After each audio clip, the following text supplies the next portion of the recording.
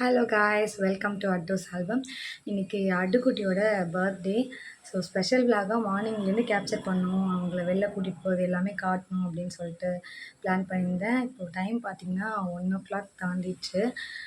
சோதனையாக இன்றைக்கி எனக்கும் ரொம்ப உடம்பு முடியல, அதே மாதிரி அட்டு அப்பாவுக்கும் முடியல. ஒரு வழியாக அவங்க வந்து எங்கள் 2 பேரையும் படுக்க வச்சுட்டு நீங்கள் படுத்துருங்க, நாங்கள் போய் கேக் வாங்கிட்டு வரேன்னு சொல்லி கிளம்பிட்டாங்க. அப்புறம் சரின்ட்டு தான் இப்போ அவங்கள ட்ரெஸ்லாம் பண்ணி கிளப்பிட்டு நாங்களும் கிளம்பியிருக்கோம். அட்டுக்கு வந்து கேக் வெட்டி செலிப்ரேட் பண்ணோம், அந்த மாதிரி எங்களுக்கு சுத்தமாக பிளான் கிடையாது. இது நாங்கள் அவங்க குட்டியாக இருக்கும்போது டிசைட் பண்ணதா. ஃபர்ஸ்ட் பர்த்டே மட்டும்தான் கேக் கட் பண்ணோம். அதுவுமே வந்து சில ரெஸ்ட்ரிக்ஷன்ஸ் இருந்ததுனால பண்ணோம், இல்லைனா அது கூட பண்ணியிருக்க மாட்டோம்.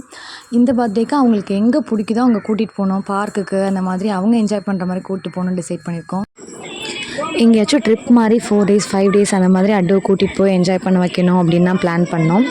பட் சுச்சுவேஷன் அந்த மாதிரி இல்லை அப்படிங்கிறதுனால இப்போ வந்து சிம்பிளாக நம்ம வீட்டுக்கு பக்கத்தில் இருந்து நியர்பையில் என்னென்ன இருக்குது, அவங்களுக்கு ப்ளே ஸ்டேஷன், பார்க் அந்த மாதிரி இருக்கா அப்படின்னு சொல்லிட்டு நிறையா சர்ச் பண்ணி பார்த்துட்டு இருந்தேன். அப்படி ஃபைன் பண்ண பிளேஸ்க்கு தான் இன்றைக்கி நாங்கள் கிளம்பி போயிட்டுருக்கோம். இடையில ஒரு இடத்துல நிறுத்திட்டு லன்ச் சாப்பிட்டுட்டு இருந்தோம். அந்த டைமில் எடுத்த கிளிப்ஸ் தான் நீங்கள் இப்போ பார்த்துட்ருக்கிறது. இந்த இடத்தோட ஃபுல் டீட்டெயில்ஸ் வந்து நான் உங்களுக்கு சொல்கிறேன். உங்கள் பசங்களை கூட்டிகிட்டு போங்க, கண்டிப்பாக ரொம்பவே என்ஜாய் பண்ணுவாங்க. எல்லாரையும் கூப்பிட்டு கேக் வெட்டி அதெல்லாம் அவங்களுக்கு ஒரு எக்ஸ்பீரியன்ஸ் கொடுத்துருந்தா கூட இந்த அளவுக்கு அவங்க ஹாப்பியாக இருந்திருக்க மாட்டாங்க. நான் ஃபைண்ட் அவுட் பண்ணதுலேயே ஒரு பெஸ்ட்டு ப்ளேஸ் அப்படின்ட்டு சொல்லலாம். அவங்க ரொம்பவே ஹாப்பியாக விளையாண்டாங்க, ரொம்ப சேஃபான ஒரு ப்ளேஸும் கூட. அதனால தான் நான் இந்த வீடியோ வந்து உங்களுக்கு செப்பரேட்டாக போடணும் அப்படின்ட்டு அதை அப்படியே ஹோல்ட் பண்ணி வச்சுருக்கேன்.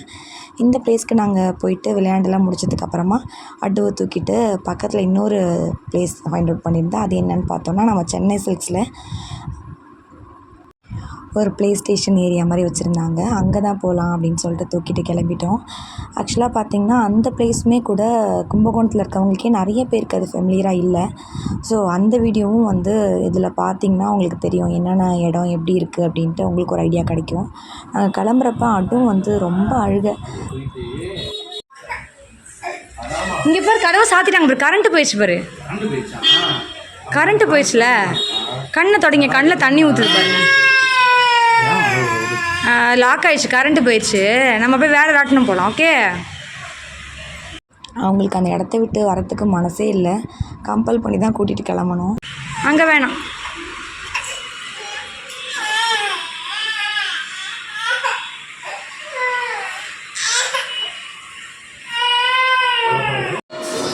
எங்கே போனோம், எங்கே இருந்திருக்கீங்க?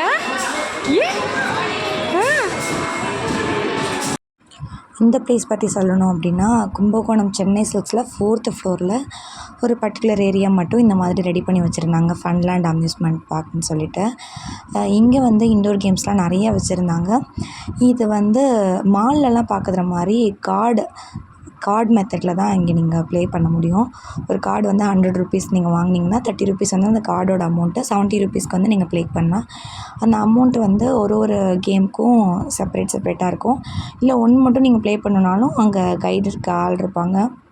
ஸோ அவங்க கைடன்ஸில் நீங்கள் என்ன டீட்டெயில்ஸ் அப்படின்ட்டு கேட்டுட்டு அதுக்கான அமௌண்ட்டை பே பண்ணிவிட்டு நீங்கள் ப்ளே பண்ணிக்கலாம். சும்மா உட்கார்றதுக்கு, குழந்தைங்கள வச்சுட்டு விளையாடுறதுக்குலாம் எந்த ரெஸ்ட்ரிக்ஷனும் இல்லை. நம்ம அட்டும் வந்து விளையாடுற அளவுக்கு பெரிய பிள்ளை இல்லை இல்லையா? ஸோ அவங்களுக்கு வந்து சும்மா என்னென்ன கேம் இருக்குது அப்படிங்கிற மாதிரி மட்டும் காமிச்சிட்டு இருந்தோம். அவங்க சென்னை போனப்போ அங்கே மாலில் இந்த மாதிரிலாம் விளையாடுறதுக்கு பார்த்துட்டு இருந்தாங்க. அப்போது வந்து அவங்க ரொம்ப குட்டி பாப்பா. ஸோ அவங்களுக்கு அப்போ செம்ம எக்ஸைட்மெண்ட்டாக இருந்துச்சு. இப்போ வந்து இதில் என்னென்ன இருக்குதுன்னு சொல்லிட்டு அதை பார்க்கறதுல தான் அவங்களுக்கு இருந்துச்சு. இங்கே இருக்கிற எல்லாத்தையும் அவங்க அப்படியே பார்த்துட்டு இருந்தாங்க. நான் உங்களுக்கு இந்த ஏரியாவில் இருக்கிற ஃபுல் வியூஸ் அண்ட் எக்யூப்மெண்ட்ஸ் காமிக்கலாம் அப்படின்னு சொல்லிட்டு ஃபுல்லாக வீடியோ கவர் பண்ணிகிட்டு இருந்தேன். அதுவும் அவங்க டேடியும் போயிட்டு ஒவ்வொன்றா ப்ளே பண்ணி பார்த்துட்டு இருந்தாங்க. இந்த இடத்துல பார்த்திங்கன்னா நிறைய கேம்ஸ் வச்சுருந்தாங்க. ஒரு 3 ஏஜுக்கு மேலே இருக்கிற குழந்தைங்க அப்படின்னு சொன்னால் நல்லாவே என்ஜாய் பண்ணலாம். அமௌண்ட் பே பண்ணி நீங்கள் விளையாடுற மாதிரி ஸ்டேஜ்னால் கண்டிப்பாக இங்கே கூட்டிகிட்டு வாங்க, ரொம்ப நல்லாயிருக்கும். நெக்ஸ்ட்டு பார்த்திங்கன்னா இங்கேயுமே அந்த பால்லாம் வச்சு ப்ளே பண்ணுற மாதிரி ஏரியா இருந்துச்சு. 1/2 an hourக்கு 50 rupees அப்படின்னு சொல்லிட்டு சொன்னாங்க.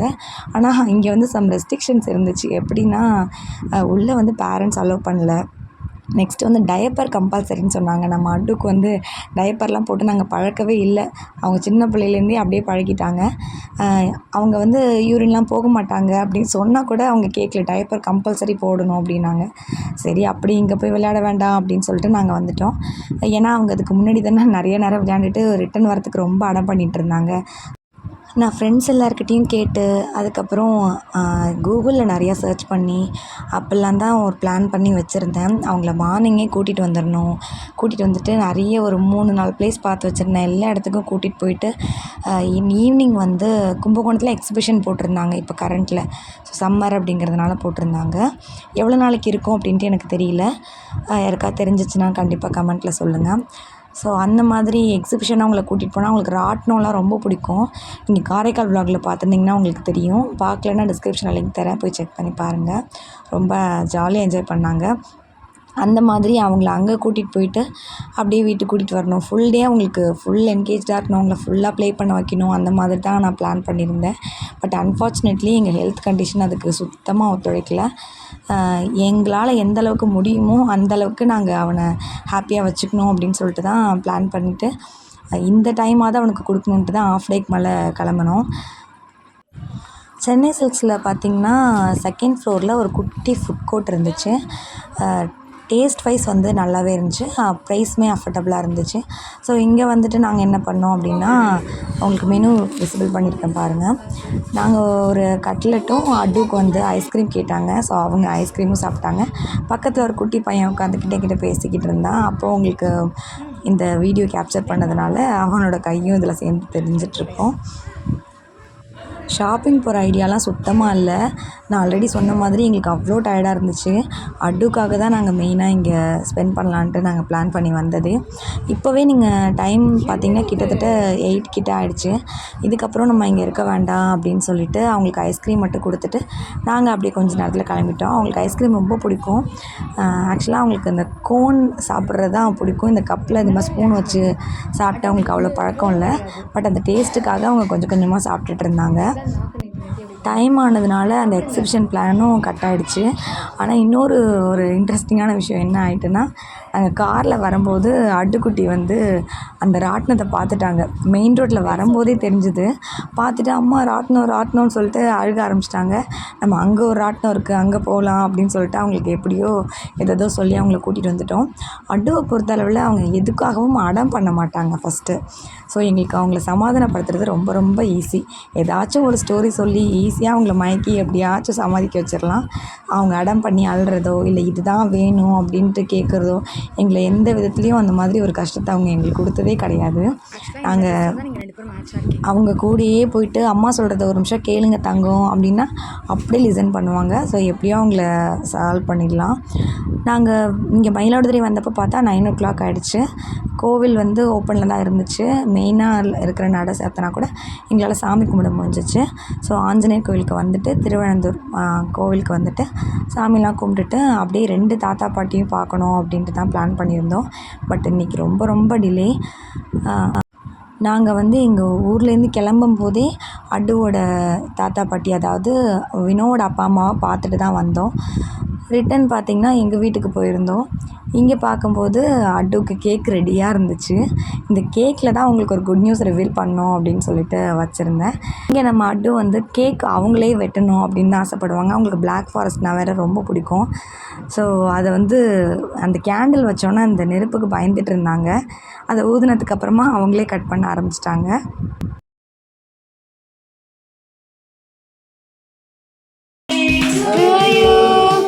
Happy birthday to you. Happy birthday Addu.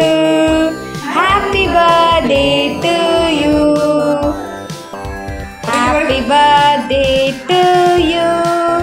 Happy birthday to you. Happy birthday to Advit அண்ணன். Happy birthday to யார் என்ன பண்ணணும்? எல்லாரும் பண்ணோம். பாடுங்கப்பா. என்ன சிரிப்பு கிளாப் பண்ணுமா? அதை எடுத்து தரணும். கட் பண்ணி எடுத்துக்கோங்க. அதை கட் பண்ணி தரணும்.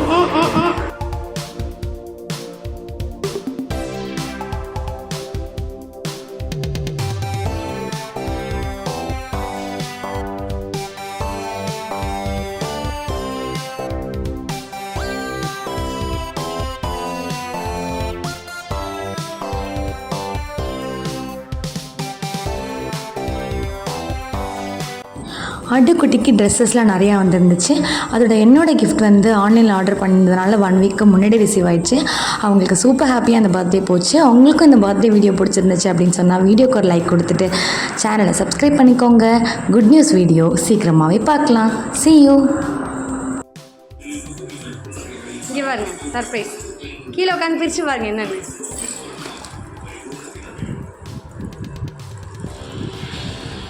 என்ன இருக்கு? சர்ப்ரைஸா?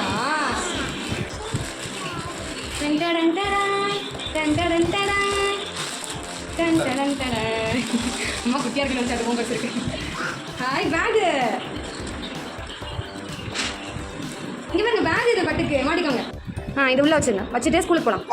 அதையும் வைக்கலாம் வைங்க.